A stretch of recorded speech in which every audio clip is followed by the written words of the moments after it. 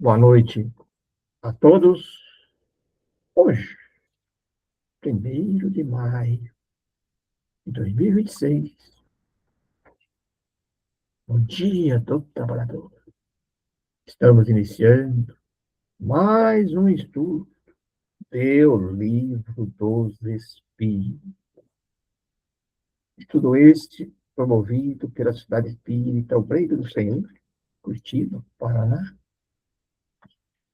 E sempre informamos aí para as pessoas que estão nos assistindo, que nos assistem pelo canal do YouTube, né, que entrando lá no nosso site, www.senhor.org, conseguirão ver a playlist dos estudos anteriores. Sempre lembrando que é um estudo contínuo, então tem lá estudos também de outros anos anteriores, nós estamos no 3º ano, estudo contínuo, mas esse estudo agora se refere ao 3º, que vai em 2025 e 2026.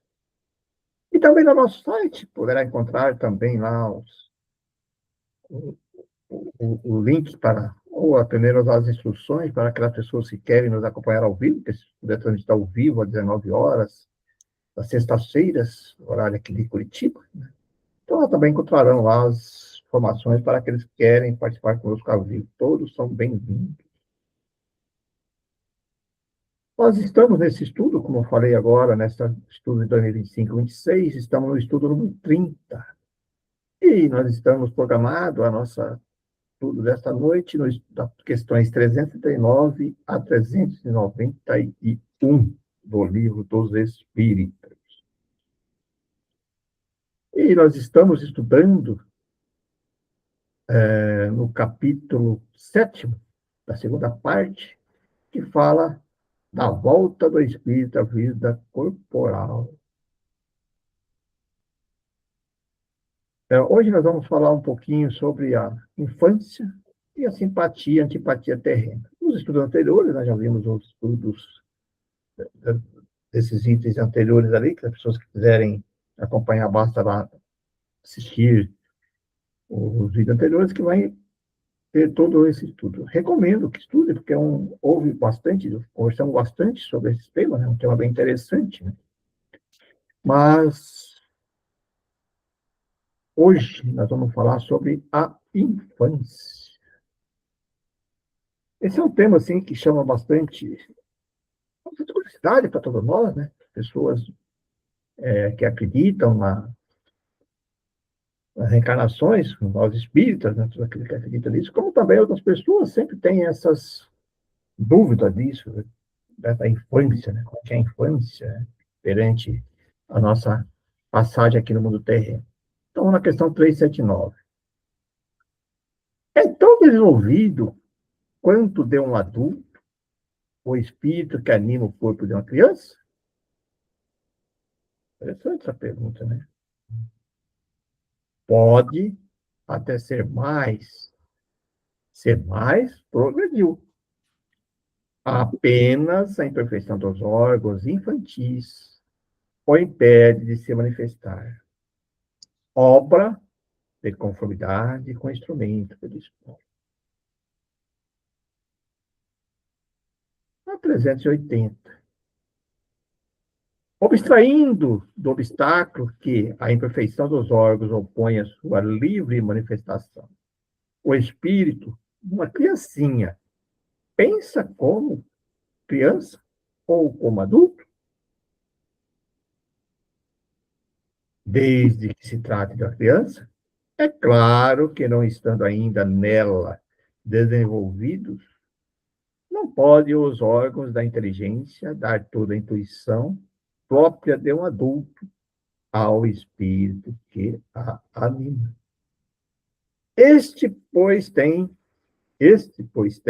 efetivamente limitada inteligência, enquanto a idade lhe não amadurece a razão.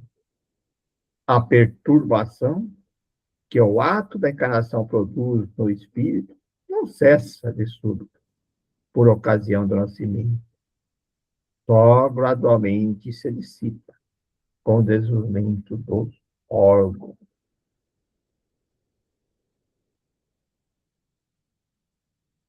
Aí o Kardec comenta sobre essas questões.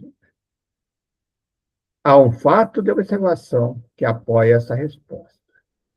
Os sonhos numa criança não apresentam caráter, não apresenta o caráter de um adulto. Quase sempre pueril é objeto dos sonhos infantis, o que indica de que natureza são as preocupações do respectivo espírito.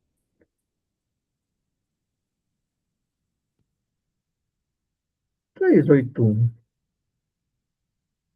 Morte da criança readquire o espírito imediatamente o seu precedente vigor? Assim tem que ser, pois que se vê desembaraçado do seu invólucro corporal. Entretanto, não adquire a anterior lucidez, senão quando se tenha completamente separado daquele envoltório. Isto é, quando mais nenhum laço exista entre ele e o corpo. É interessante essa resposta, que aí cria-se algumas questões assim de analisar, até mesmo pelas obras de André Luiz, né? Que fala-se assim, às vezes, que encontra-se na colônia mesmo, no nosso lar, nas colônias que ele teve lá, ele via crianças, né? Chegava em alguns lugares, visitar algumas colônias lá, encontravam crianças cantando. E assim também nas psicografias a gente vê isso, né? Vê falar sobre essas questões de crianças e até, às vezes, algumas manifestações em grupo mediúnico de crianças. E aqui acho que deixa bem claro isso, né? Primeiro que ele fala que assim que assim tem que ser, que só vê desembaraçado em roda corporal. Bem, fala assim. Agora tem um entretanto. O entretanto não adquire anterior lucidez, senão quando você tenha completamente separado daquele envoltório. Isto é, quanto mais nenhum laço existe entre ele e o corpo. É interessante saber, então, porque não é bem assim também que chega lá e já vai virar adulto. Alguns talvez possam, mais rápido que o outro não, mas alguns ainda passam por esse período aí de criança, né? Então, fase de desenvolvimento. Então, é bem interessante também entender. Ele comenta mais um pouquinho para frente, mas é interessante a gente já pensando sobre essa questão 382. Durante a infância, sofre o espírito encarnado em consequência do constrangimento que a imperfeição dos órgãos lhe impõe? Não. Esse estado corresponde a uma necessidade. Está na ordem da natureza, de acordo com as vistas da providência. É um período de repouso do espírito.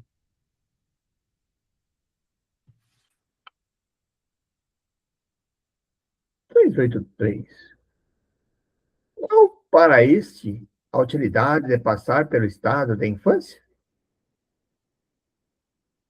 Encarnado, encarnando com o objetivo de se aperfeiçoar, o espírito durante esse período é mais acessível às impressões que recebe, capaz de lhe auxiliar em um adiantamento para o que devem contribuir os incumbidos educados. Olha que pergunta e que resposta que eu acho que é perfeita, né? Para valorizar isso, né? Valorizar a educação infantil, né?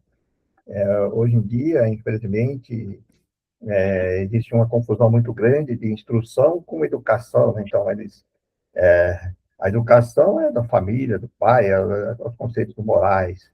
Já a instrução é que a escola dá. Então, hoje as crianças, às vezes, são levadas já desde pequenininha por interesses. Aqui eu não estou fazendo uma crítica, mas é uma realidade que acontece, né? Desde, às vezes, até com 1 ano, 2 anos, já são levados para as creches e às vezes, os pais aí terceirizam, né? Acham que a educação está educando. Olha a importância disso que ele está falando, né? Que é nesse momento aí que o espírito necessita, né? Nessa fase de criança, que ele é acessível às impressões que recebe, capaz de auxiliar no tratamento para que deve contribuir, incumbi-los para que deve contribuir os incumbidos de educá-los. Olha que importância isso, né? 384. que é o choro, a primeira manifestação da criança ao nascer? Para estimular o interesse da genitora e provocar os cuidados de que há mistério. Não é evidente que as suas manifestações fossem todas de alegria, quando ainda não sabem falar, poucos se inquietariam os que os cercam com os cuidados que eles são indispensáveis. Admirai, pois, em tudo a sabedoria e a providência.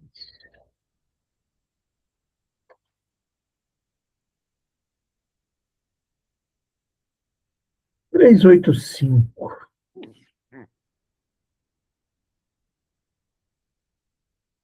Que é o que motiva a mudança que se opera no caráter do indivíduo em certa idade, especialmente ao sair da adolescência?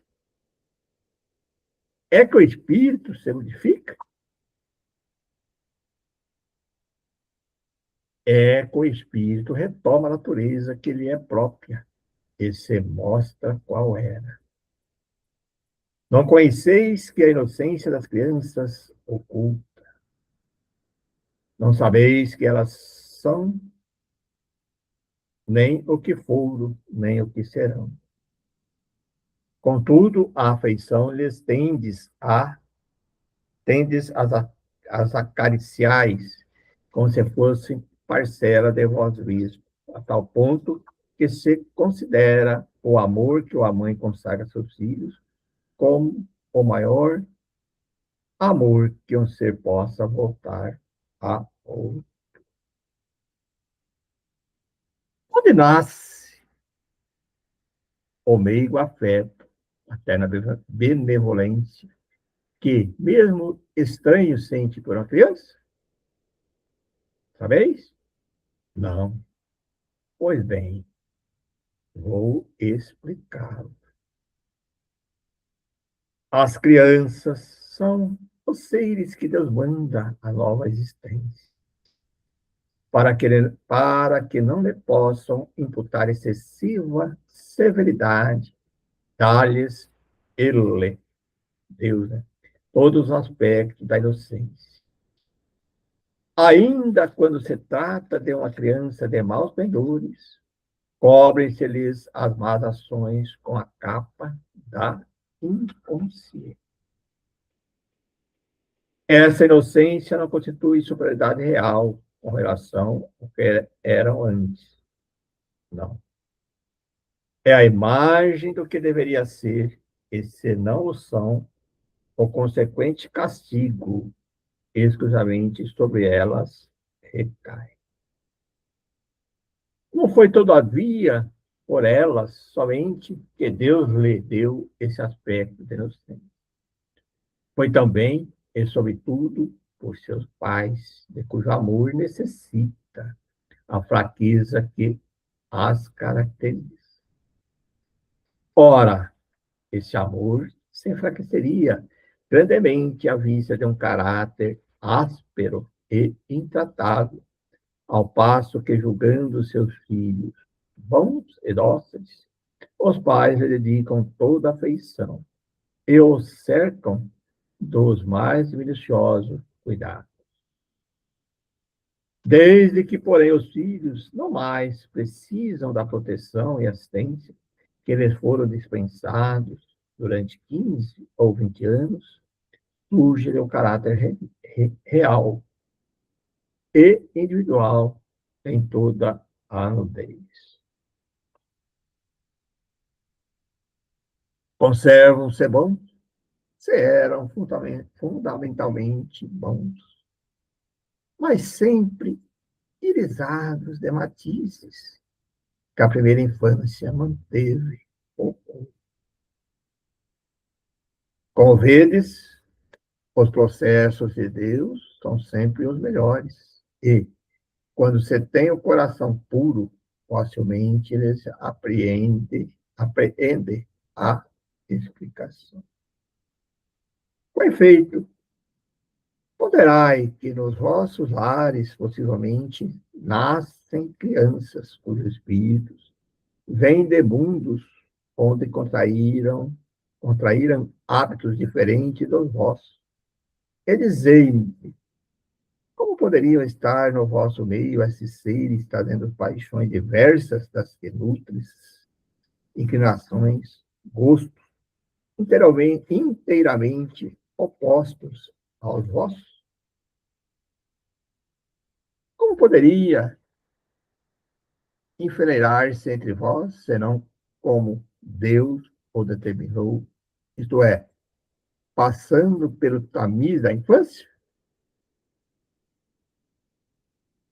Nesta você vem confundir todas as ideias, todos os caracteres, todas as variedades dos seres gerados pela infinidade do mundo em que medram as criaturas.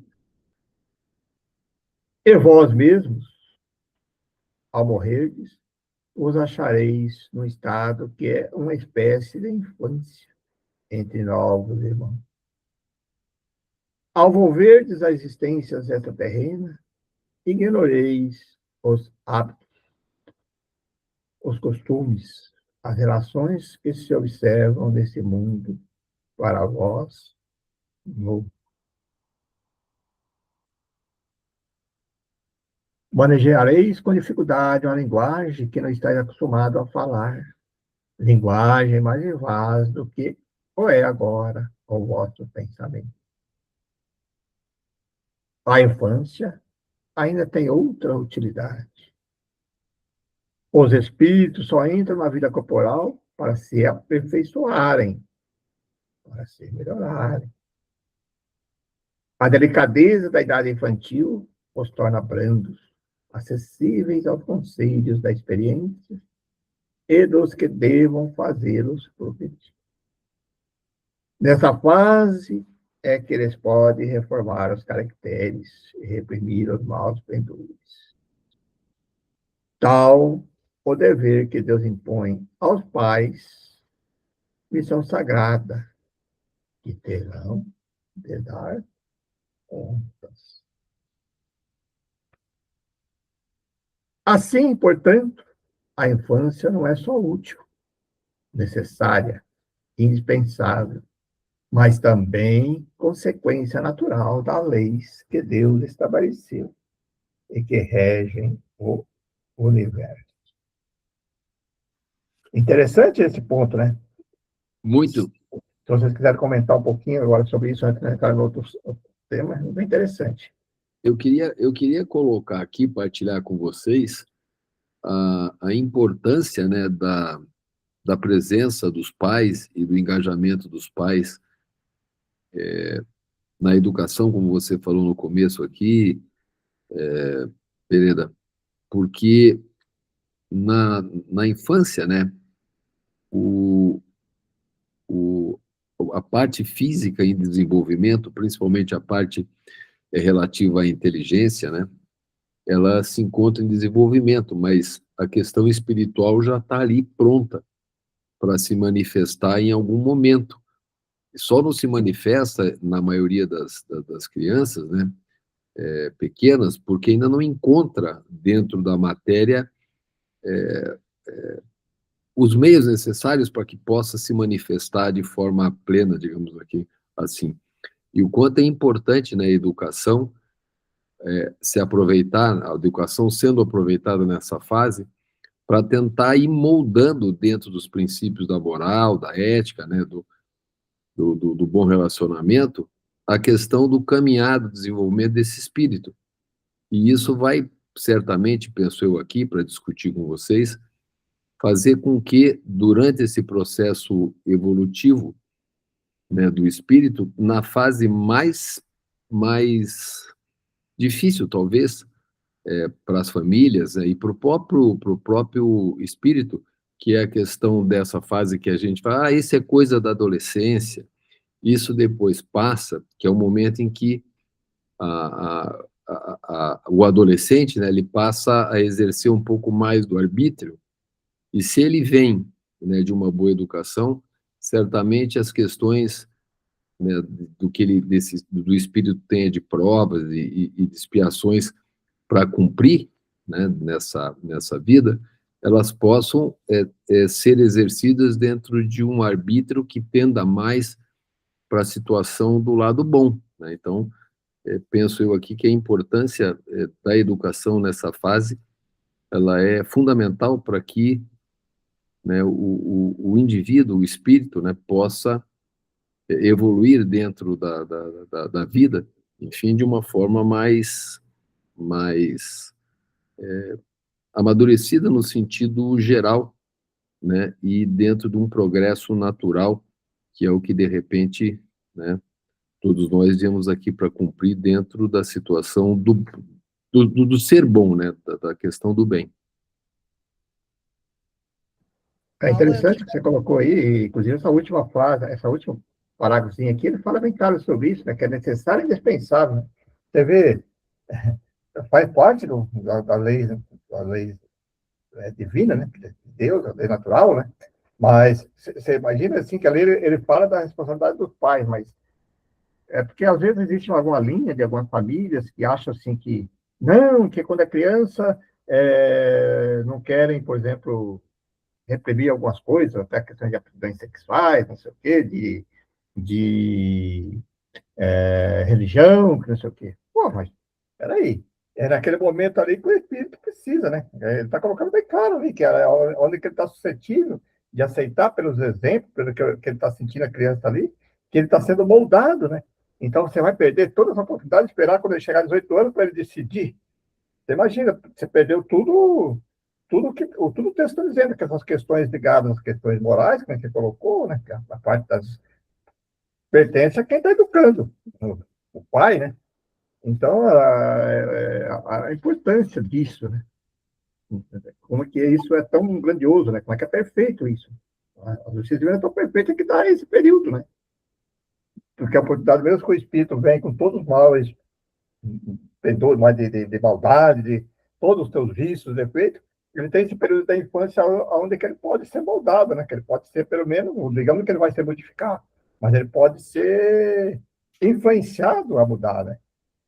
Olha que coisa importante isso, né? Desculpe que eu interrompi ali, Pereira, acabamos falando junto ali.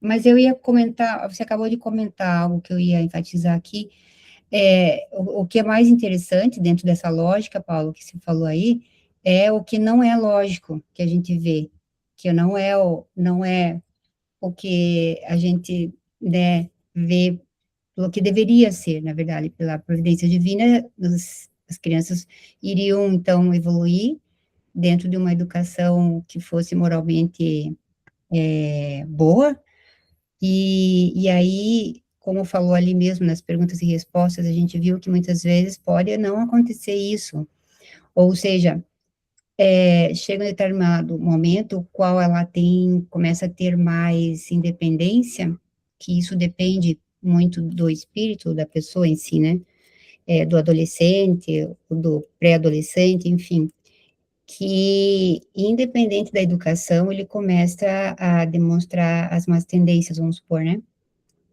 que ele trouxe para essa encarnação de encarnações passadas.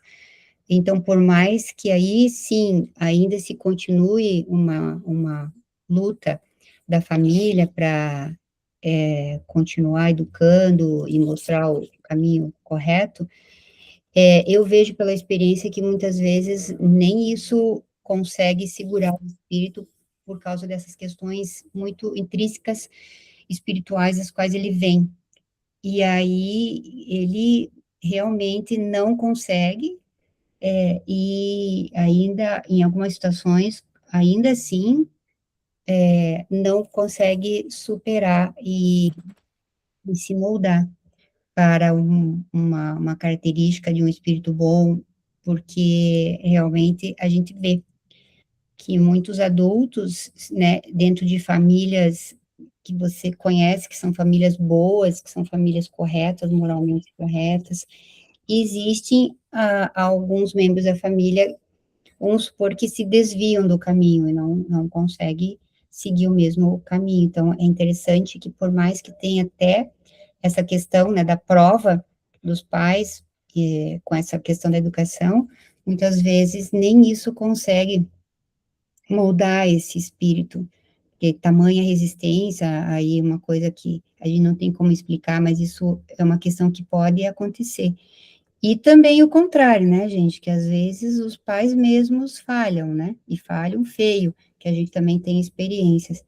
E, ao contrário, o espírito é tão, às vezes, né, tão espiritualizado, vamos dizer assim, moralmente falando, e bom, que às vezes mesmo os pais não conseguindo cumprir com uma missão adequada, esse espírito consegue evoluir moralmente e vai em frente de uma forma bonita de ver. Então, é interessante ver essas questões aí que fogem, né, do que seria o normal. Isso que eu queria comentar. Então, Ana, mas assim, eu entendi teu raciocínio. E o texto também deixa claro. Que às vezes o espírito ele tem uma tendência de maldade, né, que falou assim, independente do que o pai fez, às vezes ele vai cair para um caminho que é totalmente oposto da família e da educação. Mas essa questão, assim, que aí tem muitas famílias que pensam exatamente isso. Ah, não, o que vai ser, ele vai ser quando ele tiver 15, 18 anos, quando ele despertar. Mas a questão é a seguinte, às vezes você não conseguiu que ele fizesse uma mudança total, mas pelo menos você colocou uma sementinha, uma influencinha, porque é o momento que você tem para pelo menos você tentar colocar ali uma semente, uma coisa para ele refletir, né? Pelo exemplo do pai, e nós sabemos disso, que às vezes pessoas realmente más, né? Caem para o lado da criminalidade, de dentro de famílias aparentemente exemplares, assim, de moral, mas aí ele vai lembrar assim, poxa, olha teu pai, olha tua mãe, a tua família, né? Quer dizer, ele teve pelo menos uma sementinha ali, que esse é o objetivo, né? Não é que vai, às vezes não vai mesmo, porque às vezes ele está ali, mas se ele passou por ali para aquela família, porque ele precisava pelo menos ter essa oportunidade, né? De alguém colocar, e você não pode perder essa oportunidade de você pelo menos fazer o máximo esforço para que ele consiga refletir pelo menos sobre essas questões, né? Essas questões morais, né? Porque senão a gente vai deixar, não, independente do que o pai fez, que a mãe fez, quando chegar com 18 anos, ele vai para um caminho que você colocou ali, que algum acontece, nós sabemos disso. Tem muitos exemplos. Mas Deus já coloca exatamente ali naquela família para você, pelo menos, ter o máximo de esforço possível para você conseguir, pelo menos, dar uma chacoalhada nele, né? Sei lá, para ele refletir um pouco. Eu só queria Pode ser que, desculpe, Paulo, só terminando aí o raciocínio rapidinho do Pereira, realmente, e aí pode ser que, eu não tiro o mérito, óbvio, que é importante os pais, né, independente do que acontecer com o filho, cumprir a missão dele, mas e realmente é isso, porque mesmo se ele venha com aquela tendência, talvez algum momento na sua vida mais adiante, pela experiência que ele vai tendo durante a vida dele, pode ser que ele, inclusive, entre numa situação o qual ele, de repente, entre em si, lembre dessa semente que você falou, né, Pereira, ou aquela experiência que ele teve com os pais, e de repente começa a repensar.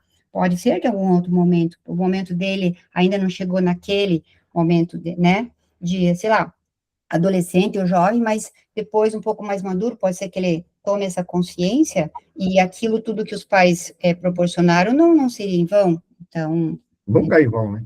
é, nunca é em vão, claro. Eu só queria colocar um exemplo de um casal de amigos próximos, amigos de infância, né? Que tiveram filhos gêmeos, univitelinos, e a educação foi a mesma. Eu conheço o casal até hoje, um dos filhos eu conheço, o outro está mais distante. Conheço, que eu digo, já vi mais próximo, né? E a criação foi a mesma, e gêmeos univitelinos, hein? 2 meninos, um saiu completamente diferente do outro, mas completamente diferente do outro. Um, dentro do que a gente entende de evolução moral muito mais adequado, e outro completamente fora dos propósitos, né?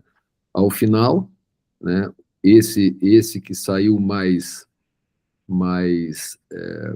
desequilibrado, vamos colocar assim, ele acabou retornando para o convívio da família e foi, de uma certa forma, resgatado pela própria, e penso eu aqui, pelo próprio interesse, pelo próprio amor, pela própria determinação que os pais tiveram com ele enquanto ele passou, e por todo o tempo que ele passou, perdido. Ele saía de casa e voltava um mês depois, completamente destroçado pela necessidade, esse amigo meu falando, pela necessidade talvez de comer, até me emociona aqui. E hoje, ele é uma pessoa mais sofrida, enfim, depende ainda um pouco do auxílio dos pais, mas está aí. Quer dizer, o possível resgate que ele pôde ter, eu acho que ainda vem muito do que os pais insistiram lá atrás, em que algum momento na vida, né, desse menino, o que os pais pensaram de amor, de compreensão e de perseverança mesmo, mostrando o que era o caminho, mesmo tendo esse filho se desgarrado, digamos assim, que ele pôde retomar um caminho para seguir a vida de uma forma mais serena, mais harmoniosa dentro do processo familiar todo. É isso aí, né? Temos vários exemplos, né? Se a gente for pesquisar aí, a gente vai perceber isso, todo mundo percebe, algumas famílias aí, que a gente convive com outras famílias, a gente percebe esses exemplos que o Paulo colocou aí, né? Diferença. A própria família, às vezes, que é a minha família, nós somos de 8 irmãos, você percebe a diferença bem grande entre um irmão e outro. Como é que pode, né? Mas é bem isso, né? Nós somos espíritos, né? Em fases evolutivas diferentes, cada um. Bom, vamos entrar agora num outro tema também que é bastante interessante, né? Que é a simpatia e a antipatia terrenas. Também é bastante interessante, porque algumas pessoas se aproximam de outras e já sentem aquela tranquilidade, e outras repulsas, né? 386. Podem dois seres que se conheceram e estimaram encontrar-se noutra existência corporal e reconhecer-se? Olha, reconhecer-se não. Podem, porém, sentir-se atraídos um para o outro. E frequentemente diversa não é a causa de íntimas ligações fundadas em sincera afeição. Um do outro dois seres se aproximam devido a circunstâncias aparentemente fortuitas, mas que, na realidade, resultam da atração de dois espíritos que se buscam reciprocamente por entre a multidão. Isso também a gente já viu, eu já pude sentir isso, né? Você está indo assim, tem uma pessoa que você fala, puxa, você já começa a conversar com ela, você sente aquela simpatia, e outra você já repulsa, né? Também é bem comum de a gente ouvir e perceber isso. O Kardec vai perguntar, não lhe seriam agradável reconhecer-se? É que ele não reconhece, ele sente isso aí, né? Nem sempre a recordação das passadas existências teria inconvenientes maiores do que imaginais. Depois de mortos, reconhecer-se-ão e saberão que tempo passaram. Porque você pode ver alguma coisa aí que foi desagradável, sei lá, alguma coisa assim que não pode ser, etc. 387. A simpatia tem sempre, por princípio, um anterior conhecimento? Não. Dois espíritos que se ligam bem naturalmente se procuram um ao outro, sem que se tenham conhecido como homem.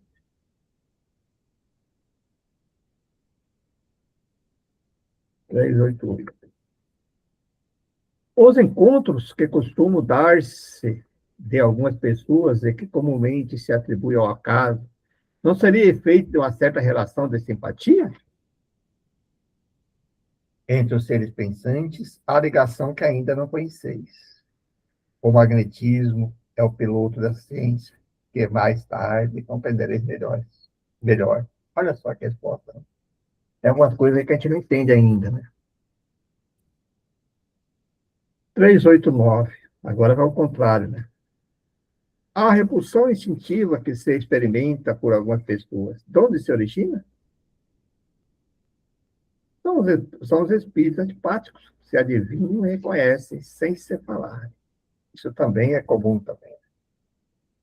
Parece que, como é que fala, assim, não se bateu aqui, não se ligou, né? Então não tem jeito, né?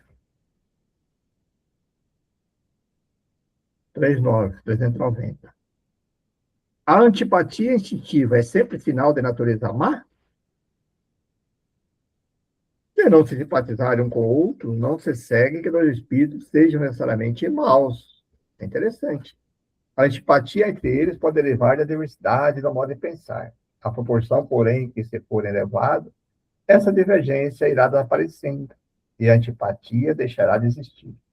Também é interessante essa resposta, né? Que nem sempre é porque as pessoas, às vezes, hoje a gente fala assim, um torce para o Coxa, outro torce para o Atlético, um é católico, outro é espírita, outro é protestante, sei lá, isso não quer dizer que são maus, é apenas que não se bate, né? Então, não é por causa do gosto, não é porque um é mau, o outro, é questão de não combina aí as questões de gostos aí.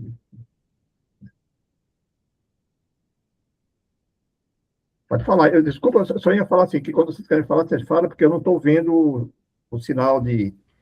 Tá legal. Pode falar. Mas aí também entra, eu acredito, né? Não é só esse aspecto da antipatia, mas aquela tal da faixa vibratória, né? Quem tá numa faixa vibratória diferente da sua, porque não é uma linha, mas uma faixa, né? Então é uma senoide, né? Tá lá em cima e embaixo. E aí, realmente, como você disse, não vai bater o santo, né? Porque está muito aquém, né? É como se usar um sapato apertado. Você não vai conseguir ter diálogo com uma pessoa que tem um padrão nessa faixa vibratória de assuntos e comportamentos que seja ruim. Às vezes até no mesmo grupo de amigos, né? Um grupo. E ali se insere uma outra pessoa e amigo de outros, mas você não consegue ter um relacionamento legal dentro desse novo convívio, né? Um timinho de futebol do bairro ali, então tem um cara sempre ali que vai ser mais complicado. E então entra aí também, eu acredito que essa parte da faixa da vibração de cada um, para poder, embora a compreensão do momento, né, você tenha esse componente aí para não chega a contaminar, mas para dificultar essa convivência que poderia ser harmoniosa algum dia, né? Isso aí também é válido. Tanto é que ele coloca ali, né? Que nem você colocou, perfeito isso que você falou. É a diversidade do modo de pensar, né? Sei lá, né? Pensa diferente, que não tem como, né? E por isso que ele fala que não necessariamente mal, né? Ele é diferente. A gente olha, só que um se junta com o outro, e você não consegue engolir, vai entender isso. É só uma observação nessa linha do Eduardo, porque essa questão vibratória, ela deriva do quê, né? A questão vibratória deriva do nosso pensamento e sentimentos. A gente comentou já aqui sobre isso outras vezes. Então, vai ter questões, na minha opinião, impreterivelmente vai ter questões, sim, morais, e questões de características de personalidade também envolvidos aí, né? Independente dessa questão que você falou, Pereira, de gosto, porque não tem como, né?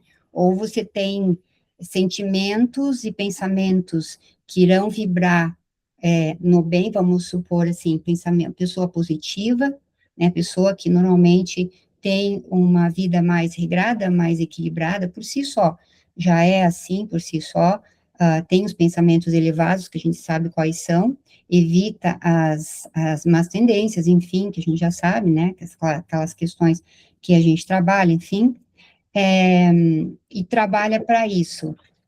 E isso, o sentimento dela é natural, vamos supor assim, né? Ela tem já aquele sentimento já de amadurecimento, de experiências e tais, eu trabalhou com isso, enfim, e já tem aquele sentimento amoroso, carinhoso e tal. Então, isso é uma vibração.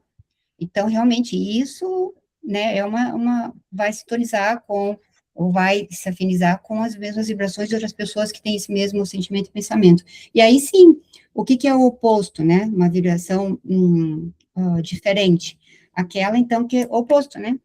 Então, as pessoas que ainda não conseguiram ter sentimentos equilibrados e tudo o oposto, né? Que daí vibra naquele sentimento ou pensamento diferente, aí ele rebate e não tem essa sintonia, né? Então, eu acho que a gente pode avaliar por mais de um ponto de vista, né? Então, só estou querendo aqui dar uma esticadinha no comentário do Eduardo. Perfeito. E tem uma coisa aqui que me ocorreu, Ana, dentro da tua ponderação aqui, da tua colocação. Por que é que, algumas vezes, né, nós acabamos, não vou dizer admirando, mas nós acabamos, talvez ser admiração, a palavra talvez caiba essa questão do admirar, isso não quer dizer que a gente chancele, o admirar talvez até na questão do espanto, quando alguma pessoa, né, próxima consegue ser muito diferente em uma atitude daquela que você poderia tomar dentro de determinado movimento de conversa ou atitude, e que você fala, puxa vida, ele fez, né, uma coisa completamente diferente, pode ser inclusive um xingamento, que muitas vezes você tem vontade de fazer, e você não faz. Então, você consegue admirar, você consegue achar a atitude de um próximo seu antagônica à sua, no sentido que você jamais faria aquilo, mas que você, de certa forma, chancela.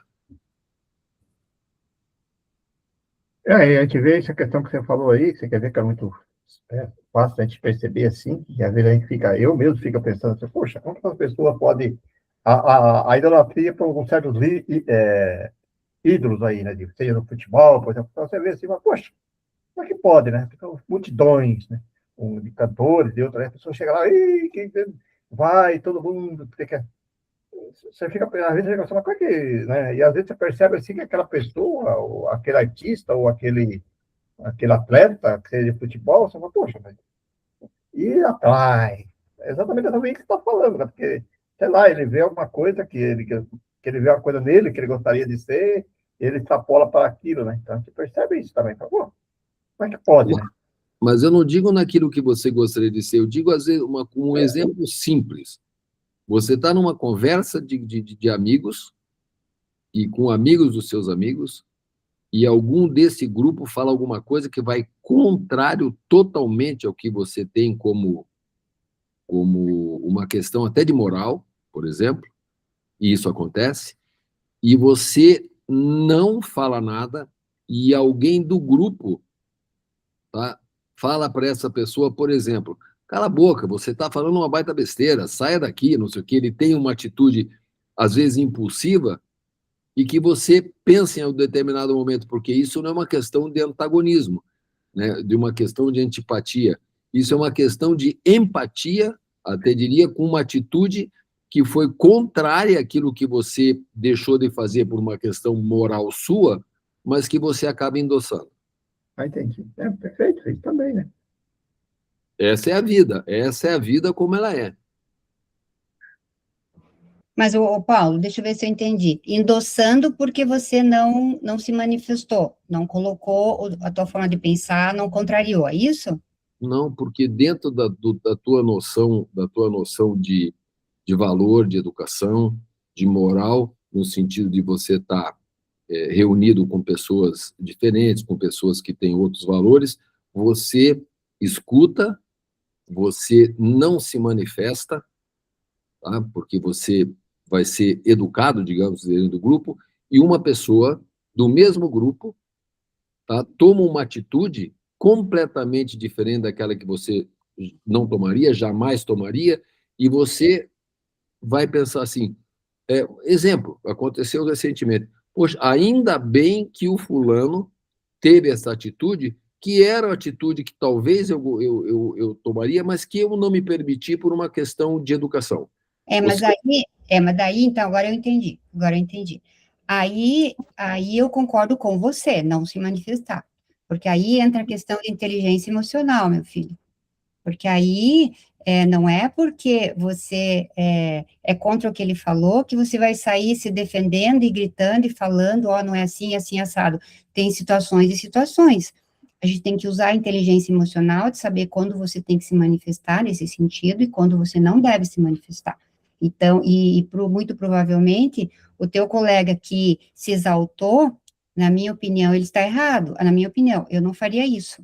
Eu ficaria, com certeza, num meio em que tem mais pessoas, né, que provavelmente essa pessoa ficou realmente, deixou todo mundo constrangido, vamos supor, né, pode ter acontecido isso, e um lá, então, não se conteve e, né, colocou para fora, né, coisas que não devia, porque você não pode, o que é o ideal? Que você não se exalte, né, que você esteja em equilíbrio em qualquer situação, e na situação em que você sabe que consegue se contrapor de uma maneira coerente e com uma probabilidade da pessoa conseguir absorver aquilo que você está dizendo, ok, porque existem várias situações. Situação em que a própria pessoa que está ali falando, você sabe que ela não vai absorver porque ela não tem o entendimento que você tem. Então, por que você vai se exaltar ou vai falar? Deixa, sem problema nenhum. Daí você entra naquela questão de que cada um tem o seu pensamento e está tudo certo.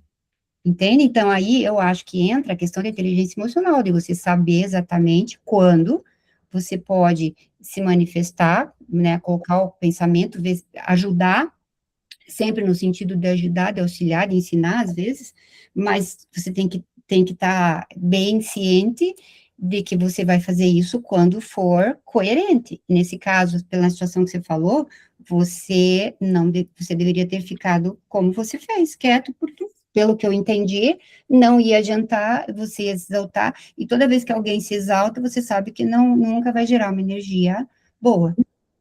Mas o sentimento está ali, porque isso é diferente de apatia, né? Você, por Claro, exemplo, é diferente de apatia. Ou seja, é quase que a vontade que você tem de ter tido aquela reação, que você teve, a reação que você teria é por um terceiro. Mas isso não quer dizer que você esteja indiferente, não é questão de apatia, claro né? que não, claro que não, é isso que eu falei. Você, você tem o teu pensamento, você tem que estar seguro de si o suficiente de saber que você tem a tua compreensão das coisas e está tudo certo. Você não vai ficar discutindo aí com todo mundo, brigando com todo mundo para você se impor uma coisa, porque você é seguro de si. Por que você vai ficar discutindo uma coisa que para você já está tudo certo? Mas é que essa questão de simpatia e antipatia terrenas, às vezes me parece, a gente não pode também estar entendendo aqui como uma antipatia meio gratuita, assim, né? Ou seja, Claro que não é isso que a gente está falando aqui, pelo que eu entendo. é uma situação que você tem, né, de outras existências. Claro, é outra coisa, não é isso. Usa mais no nível espiritual, que de repente, dentro da vida, né, ela às vezes tem, por uma questão de arbítrio, né, numa situação de discussão, a gente vai ter a escolha, como de repente ou você colocou, ou você fica calado, quieto, mesmo sem ser apático, porque essa reação está intrínseca, Claro. você é isso, né? E você sente simpatia por aquele que fez uma questão, ele foi antipático numa reação e você sente empatia com esse indivíduo por ele ter feito aquilo que você... Mas eu não sentiria, entendeu? Por isso que eu digo que depende, né? Eu não sentiria, eu não sentiria essa simpatia para a pessoa que falou, porque eu não concordaria com isso, entende? A 391, acho que vai estar aqui, melhorar um pouquinho. A Isabela quer falar alguma coisa. Não, você já eu acho que eu estava lendo aqui a 91, eu acho que é melhor a compreensão. Porque ajuda a compreender um pouquinho melhor aqui, ó, 391. Ó, a antipatia entre duas pessoas nasce primeiro no que tem pior espírito ou no que tem melhor? O que tem o melhor, né? Numa e noutra, indiferentemente, mas distintas são as causas e os efeitos nas duas. Ó. O espírito mau antipatiza com quem quer que possa julgar ou desmascarar. Ao ver pela primeira vez uma pessoa, logo sabe que vai ser censurado. Que o afastamento dessa pessoa se transforma em ódio, em inveja. Ele inspira o desejo de praticar o mal. O bom espírito sente repulsão pelo mal, por saber que este ou não compreenderá, e porque díspares, todos eles, só os seus sentimentos, tanto consciente da sua superioridade, não alimenta ódio nem inveja contra o outro, limita-se a evitá-lo e lastimá-lo. Aí é que tá, né? Se você já está um pouco evoluído, você vai afastar dele e tal, mas você não vai sentir ódio, né? Nem inveja, ó. Ou inveja pelo outro ter falado, no caso assim. Mas essa questão aí emocional aí é muito difícil, né, pra gente. Às vezes a gente cai nessas armadilhas mesmo. O ideal seria isso, não responder, né? A Ana falou, responder mais para frente, sei lá, né? Mas às vezes a coisa está tão empolgada que você acaba entrando numa uma, e aí às vezes você acaba dependendo do outro. É só participar da reunião de síndico, que eu participei esse tempo atrás, aí no sábado teve uma reunião aqui, que você vai perceber que quando você vê, você já também está, que não deveria, mas você acaba entrando, né? É difícil. Ok. Bom, era isso, gente, que nós tínhamos para Eu hoje. entendi essa parte de antipatia e simpatia, que seria independente de uma conversa ou não, é um sentimento que parece que você entra no ambiente e tem ou não tem uma simpatia, uma antipatia pelaquela pessoa, não necessariamente de trocar uma ideia ou não. Depois você pode até confirmar se trocar uma ideia e ver que não tem nada a ver com aquela pessoa, porque os pensamentos delas e a vibração dela é muito diferente. Mas eu acho que aqui no texto, quando a gente está falando, é mais aquela antipatia ou simpatia mais instintiva, digamos assim. Exato. Tanto é por isso que tem uma pergunta que ele fala ali, que não é nem questão de ser mal, né? Não é só pela maldade. Às vezes é por você ter pensamento diferente. Que nem você falou. Aí você vai falar uma pessoa assim, poxa, aquela pessoa gosta de ir no cinema. Não gosta de tal coisa, eu não gosto. Então, assim, pô, você já não vai ter aquela simpatia de ficar conversando com aquela pessoa. Uma pessoa gosta de falar só de futebol. Eu não gosto de falar de futebol. O outro gosta de música diferente, lá, sei lá, de rock. Eu não gosto. Não quer dizer que seja mal, a questão de pessoa diferente também vai ter essa rejeição, vamos dizer, essa antipatia, simpatia. Não necessariamente só por maldade, né? Claro que existe a questão moral, sim, com certeza, isso influencia muito, mas às vezes não é só isso, né? Às vezes pode estar no mesmo nível, digamos assim, no mesmo nível evolutivo e não se dá com outra pessoa, né? Por causa dessas questões aí que cada um, né, a Ana colocou dentro ali, vibra de uma maneira diferente. Um gosta de uma coisa, outro outra, e vai, né? Aí até entra nas questões, até dos relacionamentos, do casamento, essas coisas tudo. Se não existia essa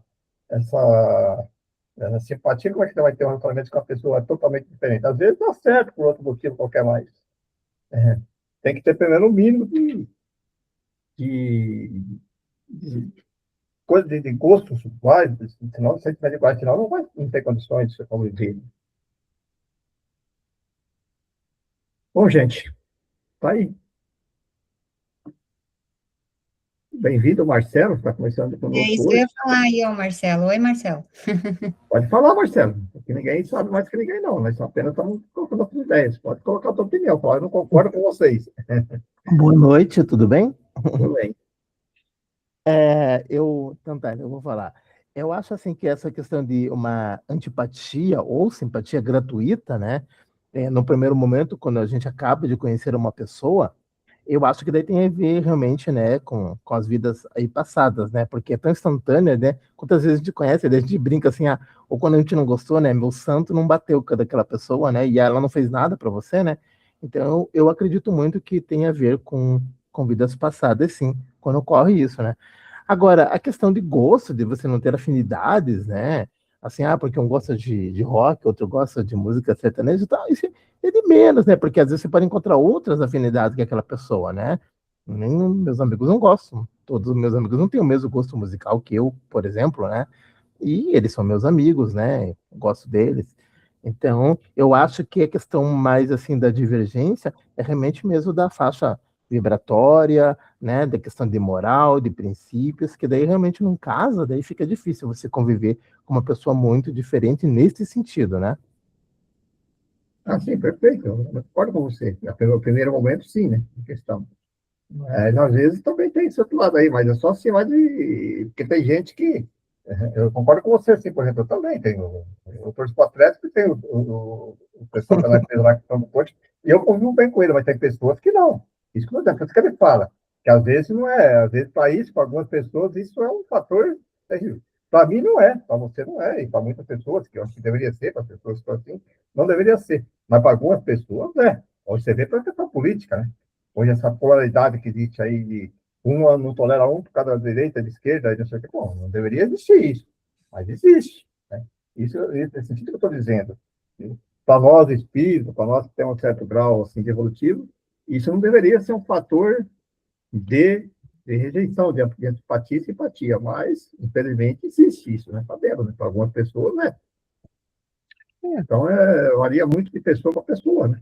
Sim, com certeza, né? Com certeza. Eu achei a colocação do Marcelo aqui, trouxe uma coisa interessante aqui, que me veio à mente aqui, que a gente precisa entender uma diferença tênue entre simpatia e empatia. Quando você tem empatia com uma pessoa, você tem, você sente com a pessoa, você compartilha, né, coisas boas e coisas ruins com a pessoa. Quando você tem simpatia, ela talvez esteja mais ligada, de repente, a você sentir pela. Você sente simpatia por alguma coisa e você sente empatia com alguma coisa. Então, você tem empatia com, né, a pessoa, o teu espírito é empático com o espírito da pessoa. Quando você sente simpatia por uma pessoa, o teu espírito e você vai ter um sentimento bom, né? Mas não um sentimento com.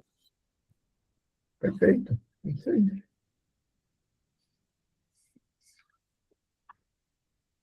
Alguém mais queria comentar alguma coisa? Estamos no nosso horário. Muito boa discussão. Muito boa, muito boa. Importante. Marcelo, queria falar alguma coisa? Pode falar. Não, os encontros são sempre todas as sextas-feiras, 19 horas? Ou Isso. sempre? Isso. Sempre às sextas, 19 horas. Isso. Tá bom. 19 a gente entra, né? A gente faz uma oração e daí a gente inicia. E daí sempre continua as perguntas, né, Marcela, que a gente fez hoje, a última, né? Se você quiser dar uma olhadinha no Livro dos Espíritos na sequência antes, né? Você consegue agora. E depois são postados ali no nosso grupo a gravação, posteriormente a que a gente teve o estudo, sabe? Uhum. Ah, legal, então. E lá no nosso site você encontra a playlist lá que você consegue assistir os anteriores todos lá. Tem lá toda a playlist. Ah, tá bom, então. Tá aí, pessoal. Quem gostaria de fazer a nossa prece?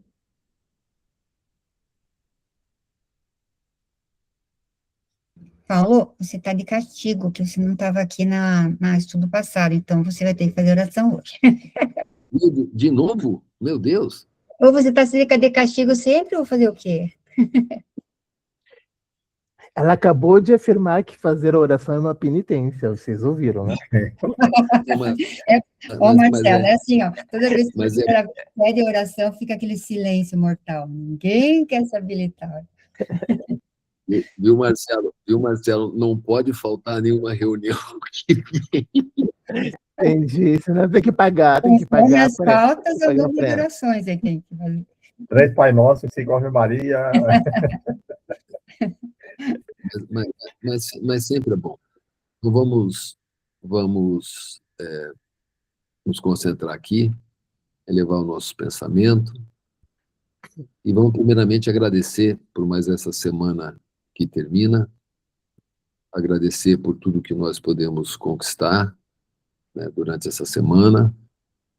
Agradecer também pelas dificuldades, né, que nós enfrentamos e podemos superá-las, aquelas que não estão superadas, que a gente siga tentando. Agradecer também, né, por estarmos aqui nessa sexta-feira, final de dia, início de noite, num grupo de estudos, procurando aprofundar os conhecimentos da doutrina. Agradecer a Jesus, o nosso mestre, por nos dar, né, sempre um caminho de luz, sempre um caminho de perseverança. Agradecer a Deus, que nos permite, né, estarmos aqui, aprendendo, né, entendendo que as dificuldades das nossas vidas estão aí para que elas possam ser entendidas, superadas, entender que a dor não é necessariamente sofrimento, é uma prova, e agradecer, né, por nós estarmos nas nossas casas, com as nossas famílias, né, que estamos todos sendo aqui abençoados, e pedir para que nós possamos continuar seguindo os nossos caminhos com muita determinação, da benevolência, desenvolvendo, né, os nossos estudos, aplicando no nosso dia a dia o máximo de bom senso, tendo sempre a caridade no nosso coração, né, e sempre com o pensamento do amor ao próximo. Que vamos encerrando aqui essa nossa reunião, agradecendo aos nossos mentores espirituais, aos espíritos que também estão aqui com a gente, participando de todo esse movimento. Que assim seja. Que assim seja. Assim seja. Então, Boa noite. Boa noite para todos. Bom final de Bom semana. final de